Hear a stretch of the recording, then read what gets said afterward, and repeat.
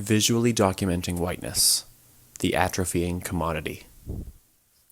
The work of artists Fred Wilson, Harmony Rosales, Yinka Shonibari, Glenn Ligon, and Hank Willis Thomas create a visual timeline that exposes the historic construction and reconstruction of whiteness as an expiring commodity reliant on bleached sculptures, Africa as a foil to Europe, colonial exploitation, notions of property, and global racial capitalism. The medium of each contribution reflects the period in which whiteness operated, moving through sculpture, painting, and photography, visually memorializing the ways that whiteness must constantly transform itself, riffing on the same falsities to self-maintain. Fred Wilson's Met of the Muse exposes the aesthetic foundations of whiteness as reliant on African sculptural composition as a visual binary.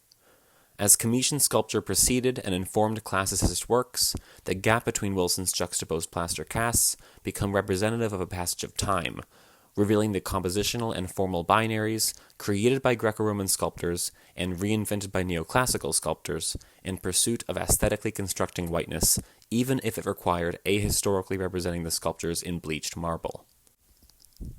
While Wilson reveals sculptural binaries invented in the European classical period, Harmony Rosales reveals painted equivalents in the Renaissance, exposing clear historical through lines instrumental in the construction of whiteness.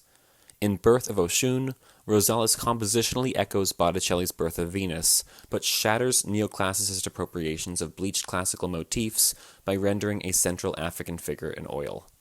Rosales' work destabilizes whiteness by centering a representation of Yoruba goddess Oshun, modeled with vitiligo contrasting her brown skin, plausible proportions, and close-cropped hair. Oshun's challenging presence demands the viewer to confront the central role of whiteness and classicist projections of Western femininity and aesthetic value, identifiable by genital obscuring modesty, exaggerated proportions, and a near-translucent complexion. Rosales radically exposes Botticelli's Venus as representative of the methodic construction of neoclassical whiteness, a period marked by unoriginal reproductions of bleached historic fantasies. As the Renaissance gave way to the Age of Reason, the construction of European whiteness became reliant on evoking Africa as opposite of Europe.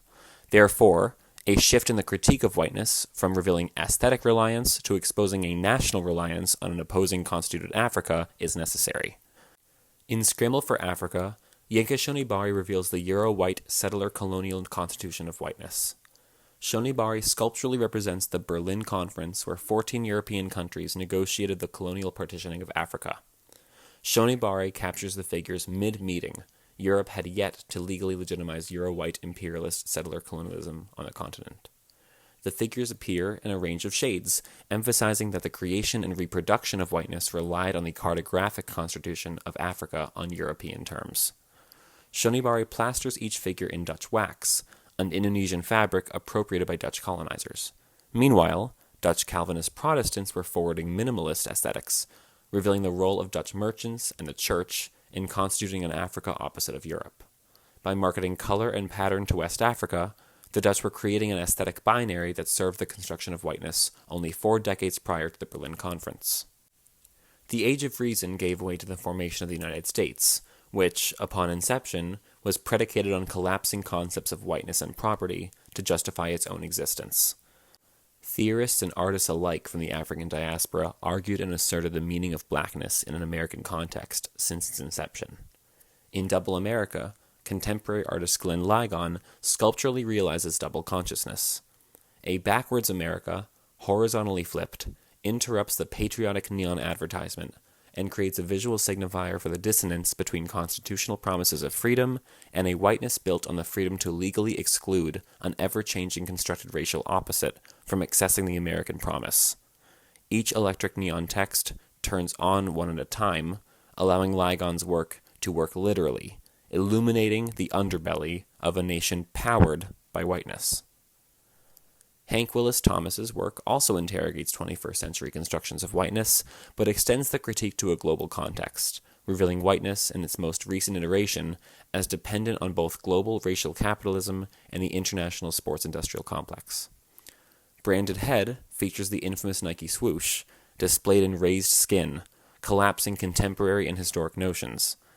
Thomas exposes the etymology of branding, requiring the viewer to draw comparisons between a modern notion of brand, associated with marketing and capital, and branding with heated iron.